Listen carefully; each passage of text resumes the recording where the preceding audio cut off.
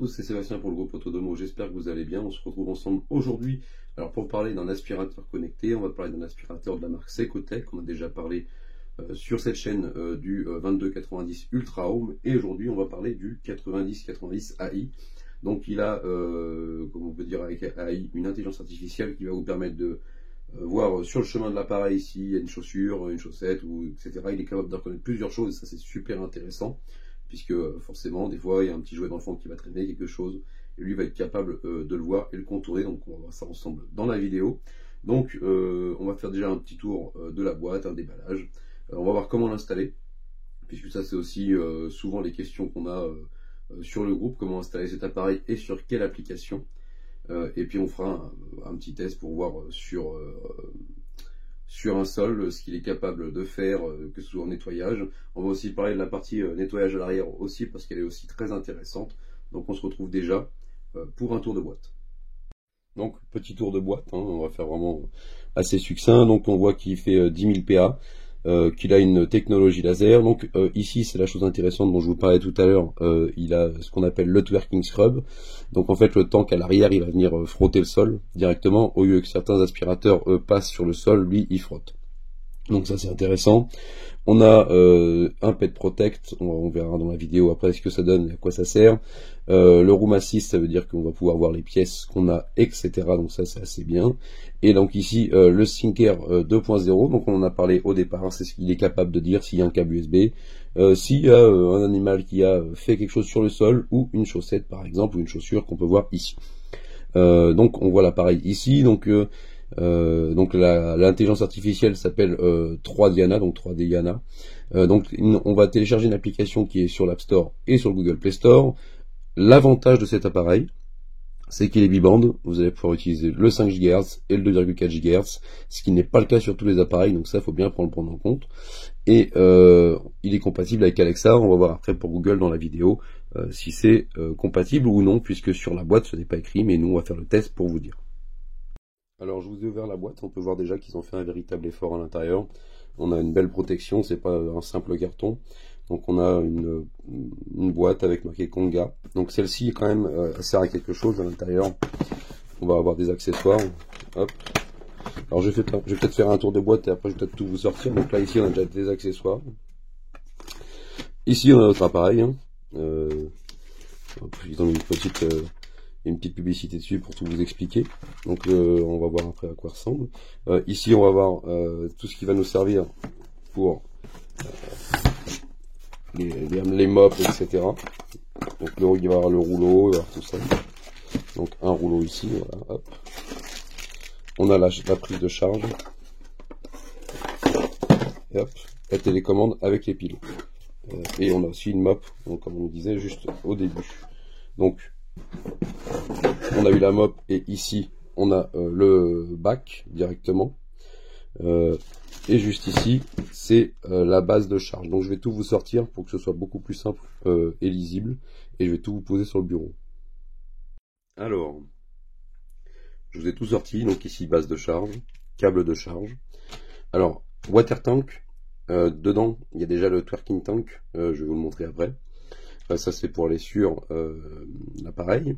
On a des mopettes en plus, ça c'est très sympa de leur part. Alors c'est un appareil qui utilise qu'un seul petit balai comme ça. Donc là ils en fournissent deux en plus. On a la notice qui est juste ici pour installer l'appareil, donc ça c'est assez intéressant, c'est assez simple même. On a la télécommande, un autre rouleau, il y a déjà un rouleau qui est fourni. Je vais vous montrer après l'appareil en dessous. Et une autre mopette, donc c'est assez complet. Il y a toujours chez Secotech, comment on pourrait dire, du rab en accessoire pour que vous puissiez avoir du consommable pendant quelques temps.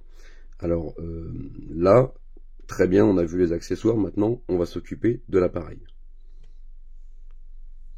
Alors pour l'appareil, j'ai laissé sortir quand même la brosse pour vous expliquer pourquoi, et le water tank qui est juste là. Je vais le retourner. Voilà. Donc ici on nous dit déjà que c'est un 90-90, donc il a une batterie de 6400 mAh, c'est quand même assez conséquent. Deux grosses roues qui sont très intéressantes. Ici on a un seul balai, donc c'est à savoir, généralement certains appareils en ont deux, ici il en a qu'un seul. On a la mopette qui vient ici. Ici, on a le tank que je vais vous sortir après. On a déjà une brosse qui est installée. Ici c'est une brosse qui va pouvoir un peu plus frotter. Et ici on a une autre brosse, donc ça c'est intéressant. Ils ont quand même mis deux brosses.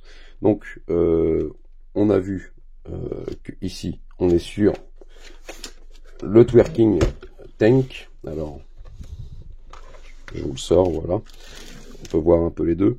Donc twerking tank c'est celui qui va frotter et le water tank classique.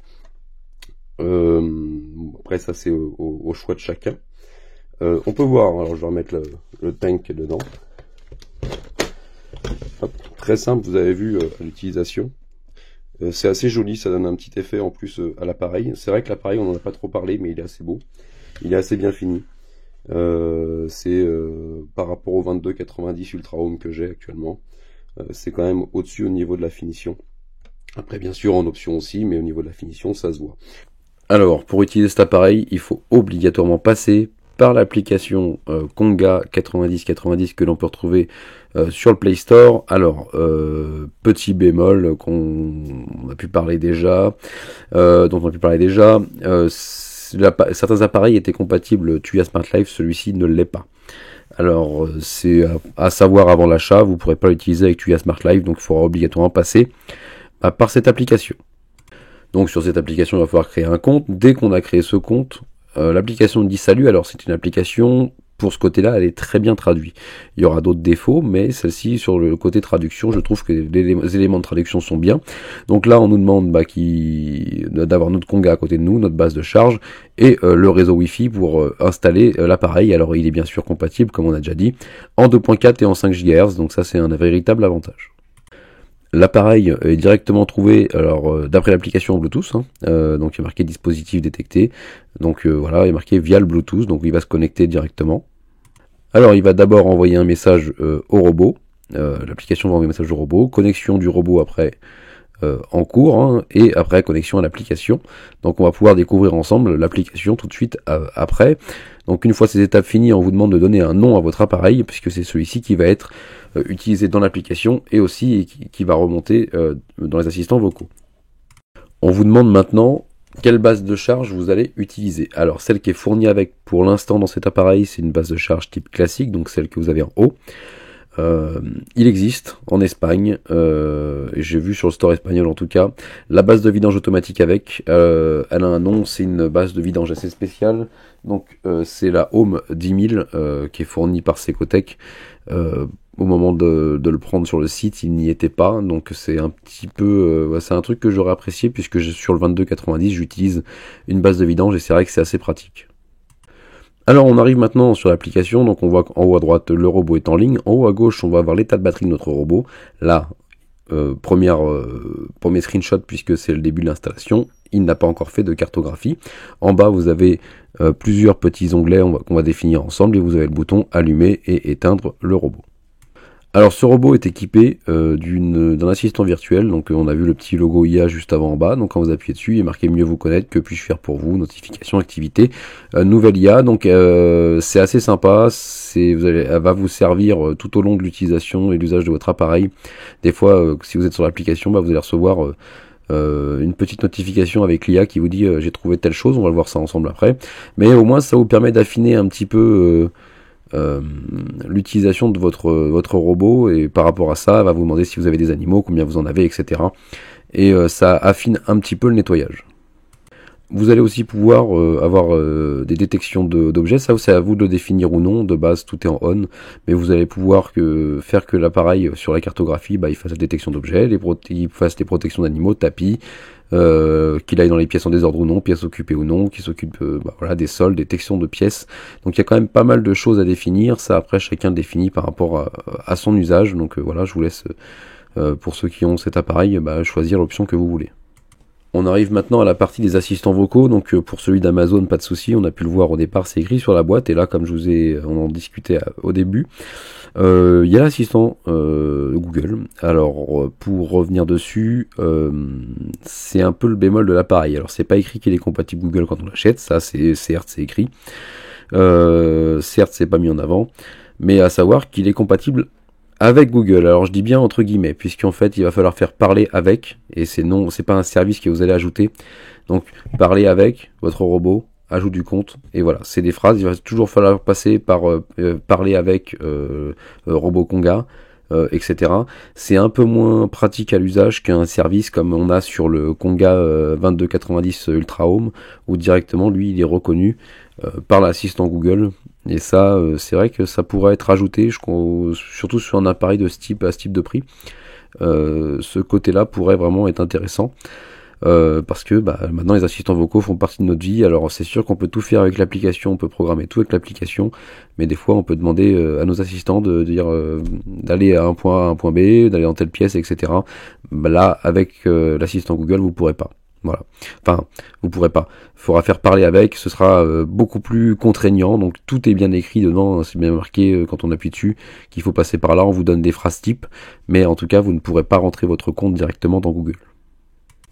Alors je vous montre maintenant la cartographie classique qu'il fait, donc il détecte bien les pièces, il n'y a pas de souci. Donc on peut voir sur cette cartographie l'état de batterie en haut, comme on a dit, le nettoyage, les mètres carrés qu'il a fait, combien de temps il a fait pour les mettre aussi. Et là, on peut voir en bas l'IA. Donc l'IA dit, j'ai détecté un objet, j'ai détecté une chaussure. J'avais mis une chaussure pour qu'elle soit détectée, il a détecté une chaussure. On peut voir aussi sur l'image qu'il avait détecté un câble électrique. Donc ça, c'est assez intéressant, puisque lui, il va être capable de détecter quelque chose, et puis il va vous dire, je passe à côté, et voilà. Par contre, les pieds de chaise assez fins, ils passent au-dessus. C'est à savoir, chez moi, c'est ce qu'il fait. Il cherche pas à les contourner tout le temps. Il va les barres de chaise qui vont être le long du sol, il va passer au-dessus. Donc voilà, c'est à prendre en compte. Mais en tout cas, il va détecter les chaussures, les chaussettes, les câbles électriques. Il m'a même détecté la dernière fois que la chaussure c'était une pantoufle. Alors voilà. Après, c'est lui qui voit ça comme ça. Mais en tout cas, voilà, c'est assez bien fait. Alors il y a quelque chose à savoir sur cette application-là aussi, c'est que quand on la lance au départ, il faut quelques secondes pour que l'appareil se connecte dessus. Voilà, c'est à prendre en compte. Il y a un petit décalage de 5-6 secondes. Après, quand il est connecté, quand il est à l'usage, quand vous lui demandez une action, il va la faire tout de suite. Alors, je vous montre déjà le bac. Alors, il est caché sous un petit clapet, donc il faut ouvrir, voilà, et on peut retirer le bac tranquillement. Alors, la première fois qu'on le met dans une pièce, qu'est-ce qu'il va faire? Il va tourner, parce qu'il va scanner la pièce, pour savoir déjà où il est, s'il est dans la bonne pièce par rapport à ce qu'il a décidé, vous avez décidé de le mettre. Il va tourner, et après il va partir directement faire ce qu'il a à faire, et le travail qu'il a à faire, voilà, c'est quelques secondes, mais il doit le faire. Alors je voulais vous montrer aussi le moment où il va frotter le sol. On voyait le twerk, donc on en parle depuis le début, on met la petite lavette en dessous, et il va twerker le sol, donc il va frotter, et ça vous pouvez choisir le niveau. Alors on va faire un mini comparatif, puisque finalement ce sont deux produits dans deux gammes différentes. Mais pour ceux qui connaissaient le 2290 qui est juste ici, lui c'est un 2100 PA, et là par contre on est sur un 10 000, donc vraiment rien à voir. On peut aussi voir que il y en a un qui est quand même plus imposant, donc le 90-90, un peu mieux fini aussi, même si celui-là est bien fini. Celui-là deux brosses, celui-là une brosse. Au niveau de la cartographie, rien à voir aussi, hein, gros avantage au 90-90. Il a aussi une IA dans l'appareil qui va permettre de voir pour les chaussettes, trouver une chaussure, etc. Les câbles électriques, ce que celui-ci n'a pas. Celui-ci, si vous avez un câble électrique, il va faire quelque chose de très simple, il va foncer dedans, mais on est sur deux prix totalement différents. Ça, c'est plus à l'entrée de gamme, ça, c'est plus dans une gamme beaucoup plus haute, puisque finalement, il va vous permettre de, sur certains trucs, de pas mettre de mur virtuel. Dans le sens où avec celui-ci, vous avez des bandelettes qui sont fournies pour pas qu'il y aille. Celui-ci, si vous avez un câble électrique, tout simplement, il va pas y aller, il va dire il y a un câble et il ne va pas se déplacer. Ici, on a aussi le water tank qui twerk, alors que celui-ci, c'est un water tank classique. Voilà. Donc c'est quelques petites différences, on va pas toutes les faire, mais déjà on peut voir déjà que au niveau de la puissance, au niveau de la cartographie, etc., on a un monde de différence entre les deux. Alors on passe maintenant à la conclusion de cet appareil. Donc c'est un appareil qu'on trouve entre 400 et 600 euros, tout dépend, voilà, ça fait quand même une sacrée fourchette, mais tout dépend de la période, tout dépend de tout ça. Pour le prix, il fonctionne très bien, donc au niveau de la puissance, il n'y a pas de souci, etc. Petit défaut pour moi, donc on va faire les plus et les moins, hein. On va déjà commencer par les moins, c'est L'application, je pense quand même que sur l'application, il pourrait y avoir une homogénéisation avec le reste des applications Secotech. Que ce soit directement sur l'application Secotech et qu'il n'ait pas une application pour lui-même, je pense qu'au niveau de l'ergonomie, tout le monde y gagnerait. Petit moins aussi, le fait qu'il soit pas réellement compatible, enfin que ce soit une petite compatibilité avec Google. Je pense que maintenant Google quand même est assez important pour qu'il y ait une vraie compatibilité, comme certains des appareils chez Secotech le sont déjà. Alors, c'est un des deux points négatifs que j'ai. En point positif, il a le fait qu'il ait le twerk, entre guillemets. Hein. Ça veut dire qu'il va frotter le sol et puis il va vous nettoyer un petit peu le sol. Donc là-dessus, ça c'est pas mal. Alors, en autre point positif, il a le fait qu'il ait une cartographie qui soit réelle. Donc c'est une belle cartographie. Il trouve très bien aussi les produits qu'on laisse par terre. Donc ça, c'est bien. Puisque si vous avez des jouets d'enfants, des jeux d'animaux, voilà, ça c'est quelque chose qui va vous servir pour l'utilisation de cet appareil. Mais le vrai point négatif, c'est le fait, justement, comme on a dit tout à l'heure, que cette application ne fasse pas partie de l'écosystème Secotech. Maintenant, ils ont une application qui prend plusieurs produits. C'est vrai que je pense que cet appareil devrait être dessus. Sinon, en autre point positif, c'est son prix, puisque face à la concurrence, il pourrait rougir de ses performances, mais il est quand même assez fort. Alors, autre point qu'on pourrait prendre en compte, c'est le fait qu'on peut rajouter une base aussi, puisque la base de vidange existe, pas encore en France, mais dans certains pays. En tout cas, voilà, elle a le mérite d'exister, donc je pense qu'elle va arriver. Hein, si elle est dans d'autres pays, en France, elle devrait pas tarder. Donc voilà, si vous avez des questions sur l'appareil, n'hésitez pas, et je vous dis à bientôt sur la chaîne Autonomo.